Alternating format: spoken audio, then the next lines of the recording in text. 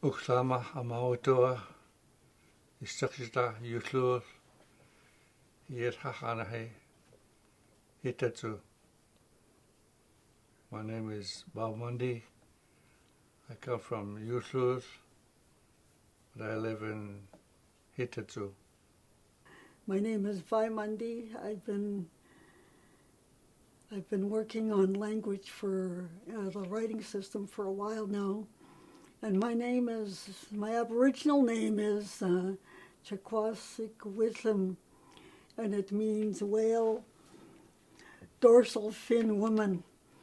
I've got that name from my mom after my 2-year term of being a chief for my community, and very happy to be involved with language with my husband, who is a mentor for our young people for the language.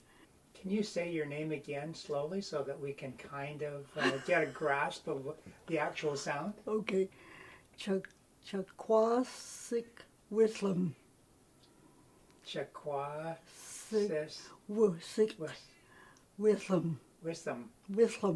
Got that L sound. Wislam. Yeah. Wow. Yeah. So you received that from your mother at what point? In 2010, I had just finished my term as a chief of our village that time, and she had a naming ceremony for some of our family members and some of the young people in our community. Very proud of it. All I witnessed when I was growing up is my mother speaking the language. She never spoke in English, so I understood all of that growing up. And every year, though, I would go with my mother to the U.S.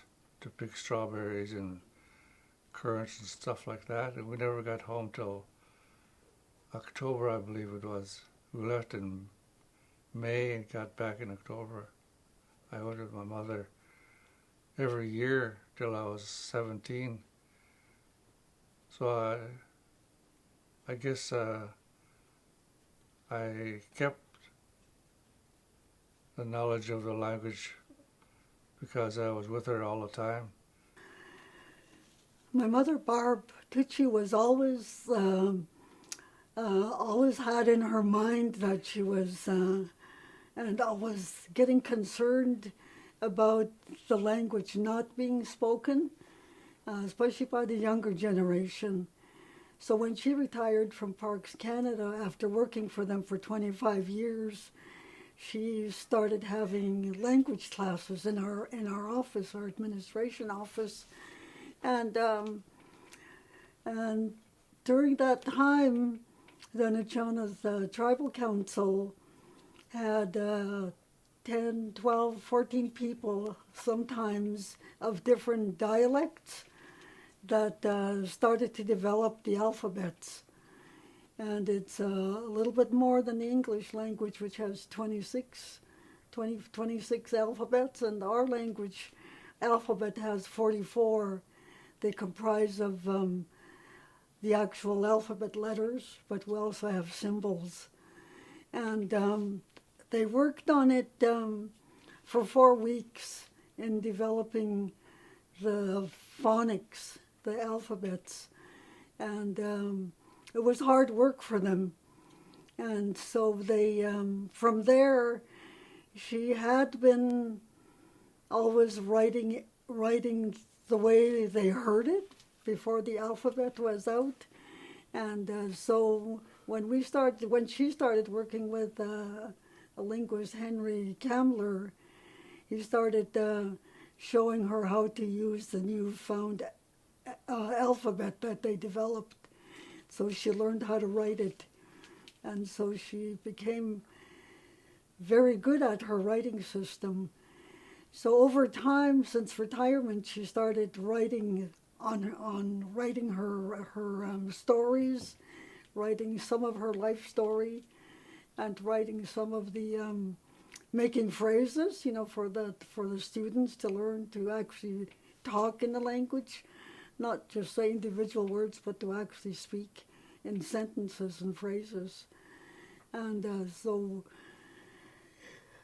I started writing them after my mother passed away almost 5 years ago, because everything she did was in her handwriting. And I wanted to preserve it by using my laptop. So I started typing out all of her work that she had written over the years, and still doing some of it today, 5 years later. She had written just about every day. If it wasn't stories or names or family history, she would always put it in the language. So I've been doing that, and I'm finding that I'm really starting to recognize words now, and find it very heartwarming to know that I'm preserving her history and her language, her family history, and the history of the village of Ucluelet. Well, she was fluent right from that was her mother tongue, and so she spoke that just as Bob did. Learned from a young child, because that's all their parents spoke was the language. And her and my dad always spoke the language between themselves. And so she kept, it was always her interest, her lifelong interest was the language. And she'd visit with other women in the community at the time. They had little, like they had what they called was a club, women's club. They would sew, they would knit, and they would always talk in the language. So she kept it up all these years, and slowly, then the younger generation weren't learning. And I believe it's all because of what we heard was about the residential school, and the residential school was not allowing the language to be spoken. So the young children, like when I was young, that's what I spoke was the English language, the English. I didn't speak any of the language. And so some of us, I didn't go to the residential school myself, but there was about 2 or 3 families here that went. And they came back speaking the English language. Some of them were there for a few years. Well, it was a difficult thing for me, because I don't write, for one. I finally learned how to read the written system. It was hard for me to do that, because I wasn't there when I wrote the language, so I didn't fully understand a lot of it. But because I know the sounds of the words and what they mean, I was able to figure out where they all fit using the system that they have for language. But it took a little while to do it. I still don't really write today, but I can understand when they've made a mistake on it, and I would have it corrected. I'm not sure why that is. There's a little block somewhere in my mind where I can't write it, but I can see the mistakes in it. I know how it's written, but I can't write it myself, so I've left it up to others to do that, just to keep the process moving, I guess. Years and years ago, there was a man named Alec Thomas, and he worked a lot with the museums and with government people, and he knew how to write, and they would interview him, and they started over the years, back in the 1930s, 39, in that era. They'd be interviewing him for stories, and then he would bring other people on board, and they would tell their stories in culture, anything, and a lot of stories. And then he started writing it in the language. He was writing it in the language, the way he hears it. And so what I have right now is, and there's more to it than that, but I got about 22 stories right now. And people that we work with, they've helped us to translate them, because some of the words that were written back in the older years, we had to interpret, like, what are they really saying, because we didn't have an alphabet. So Bob and Marge, another fluent speaker here, would work with our linguists, and they would read the story.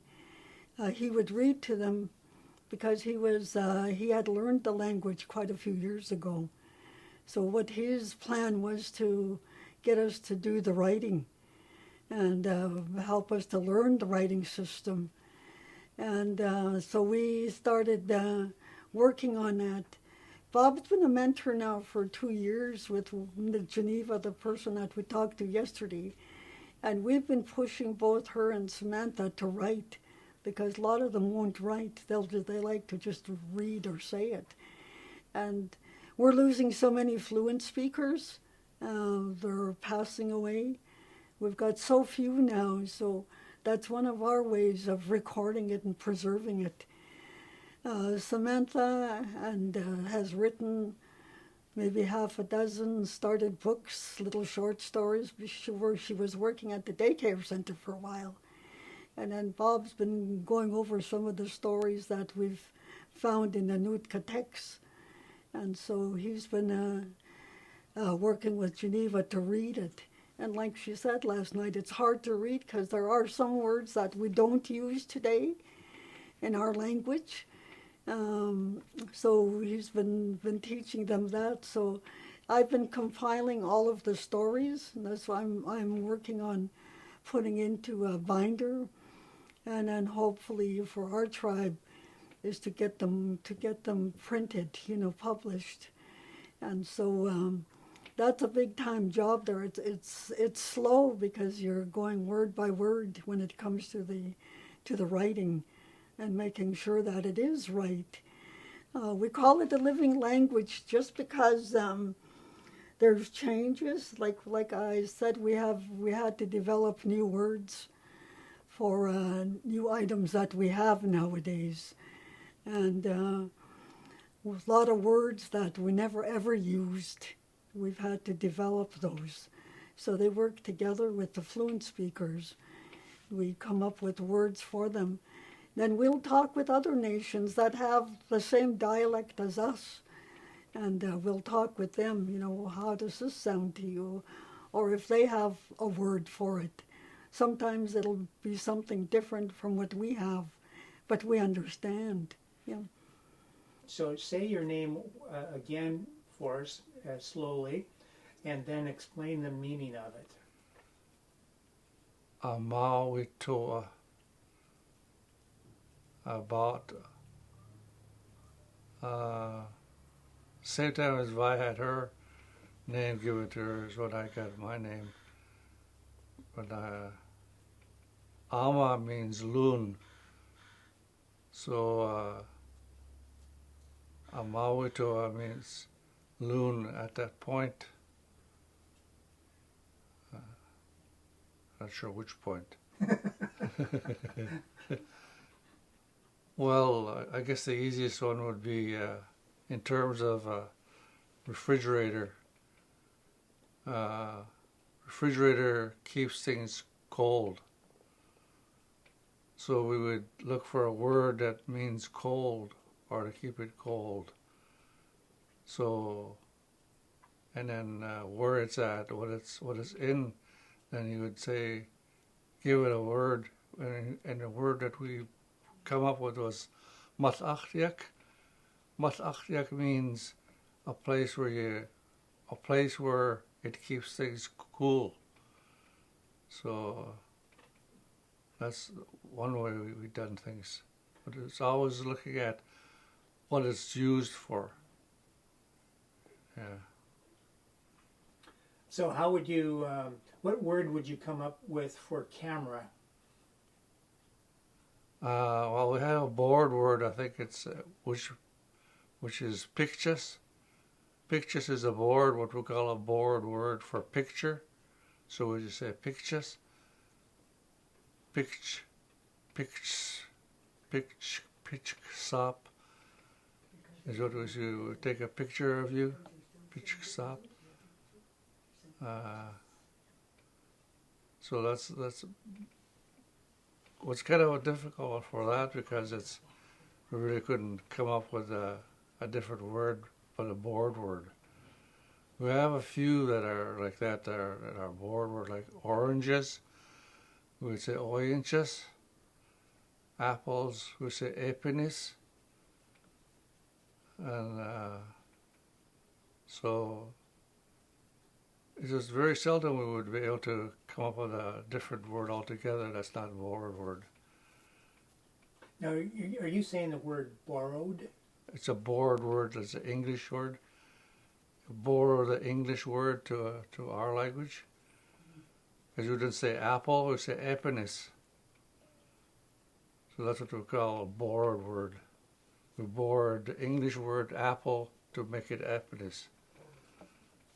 Get my drift? I get your drift. Samantha, when she first started, she used Marge Tucci as her mentor. So that's where she started, got her start in the language. And then, she's often text me just to say, is this how you say this word? And I would help her, if it was or it wasn't, or I'd give her some other letters to say, you need to put this word, or these initials here, these initials there, and then you'll get this what you're looking for. So that's how I helped her. But with Geneva, she asked me to be her mentor. So we've gone, this is our second year now that I've been mentoring her. So I wasn't going to do it again because it's a lot of work. It takes up a lot of my time. And then, so what we've done in terms of Geneva, we had books that what you call wordless stories. It's pictures, and it's a story, but you had to create your own words to fix that story. So we used our language to make the story. So we've done four books like that, I think, and and then she'd read it to me, and then I had to get it to make sure we're on the right track. I would talk to our other person that's a linguist, and he's a writer. I would have him look at it to see if we're on the right track, and then he would just correct it, but he wouldn't change anything. He'd just correct the spelling and stuff like that. So we've got quite a bit of stuff now. We've done all kinds of phrases now that he's now put online to because he's a teacher as well, and he needs material. So we've let him use what we've done already. So yeah. I worked for my tribe for about 30 years in different capacities. The first job that I had here, I was the not necessarily administrator, because I was afraid to work there because I'd never had I was very young then. That was my very first job, was to work for our nation. And I was looking after the office, the files for the chief and council. We didn't have staff at that time, but we started to build up our organization, and so I was one of their first staff members, and so I had to handle a lot of things in the community. I had to know about water system and different things like that, paperwork, documents, government documents. Then I hired a secretary for myself, So I worked in that capacity, worked my way up to a band manager, and I was band manager for 12 years.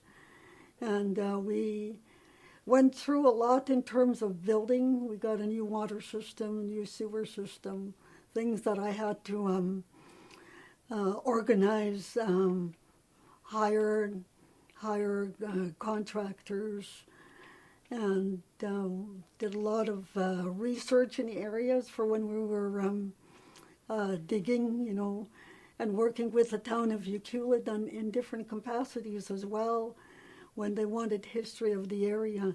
So I would organize and get documents and what have you ready for them. Then I went into research with Bob, and we wanted to research our history. We had seen a lot of history documents of Ucluelet, and it was all the settlers that came here, and all in their words.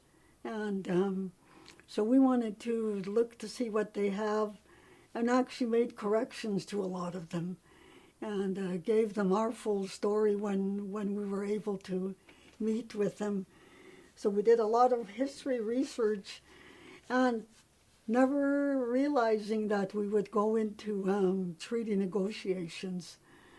And we were one of the strongest ones in terms of having our own research history.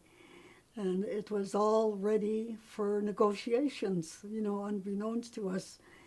So it really helped us with our negotiations.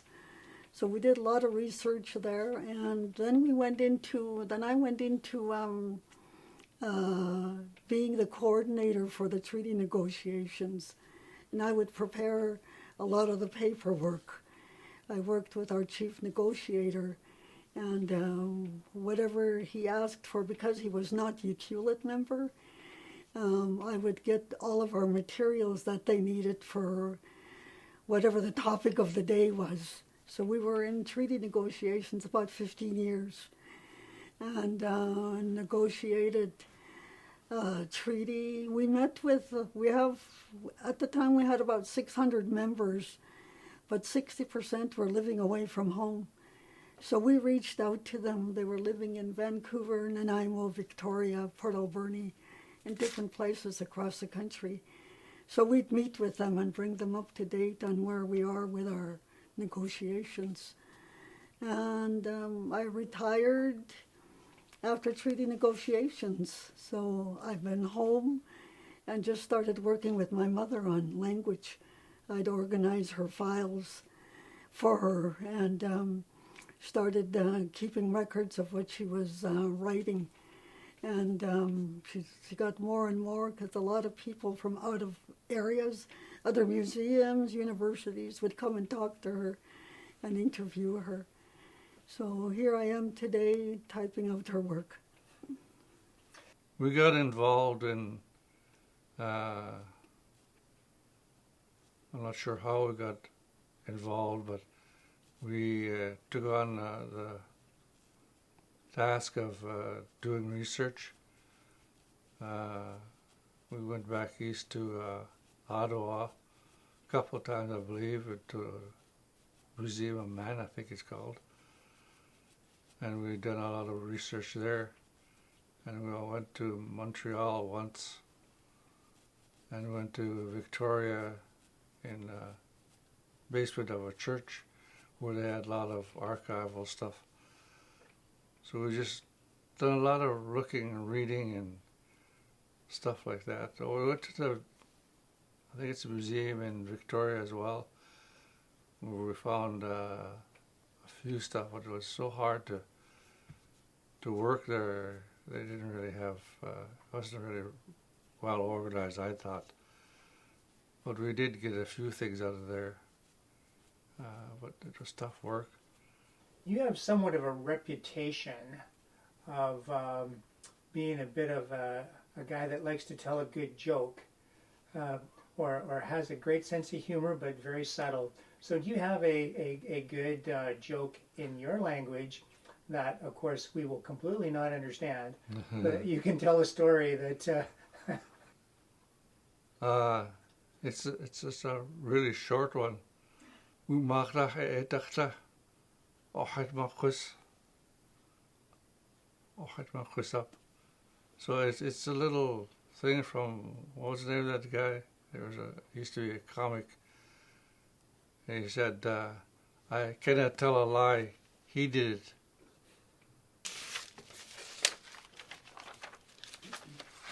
Like, here's a word that says, kwama.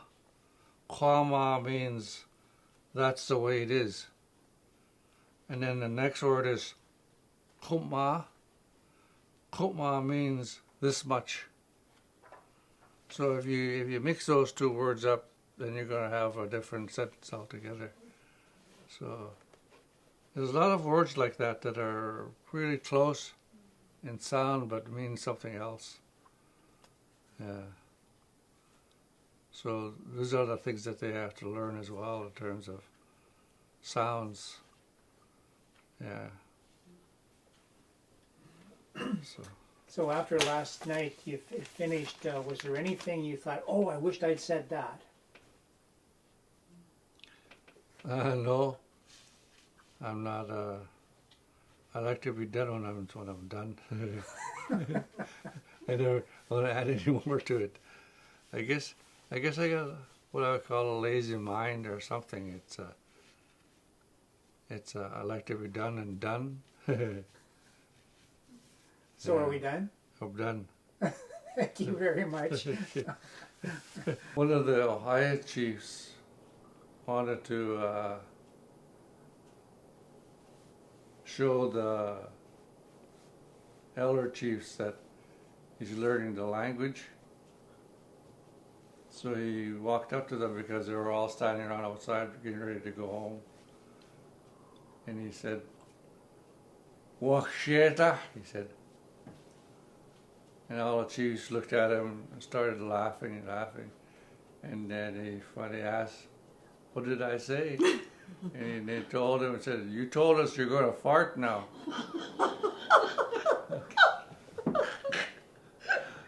So